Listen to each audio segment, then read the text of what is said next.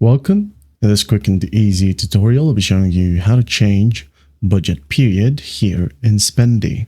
Alright, so first up, go to open up the app, and once done, go to the very bottom and you'll be able to see budgets. Okay, just tap on it, and once done, just select the specific budget where you wanted to change the period. As you can see here, this one is set to January 8, 2026. So I'm going to tap on it.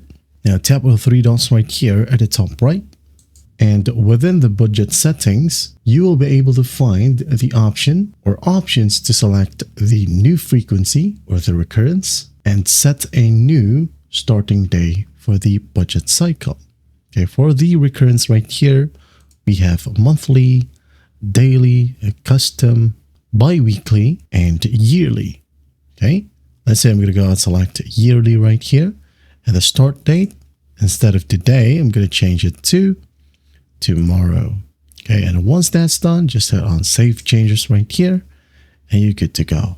That is it. That is how you change the budget period here in Spendee. Well, I hope this video helps, and I'll see you in the next one.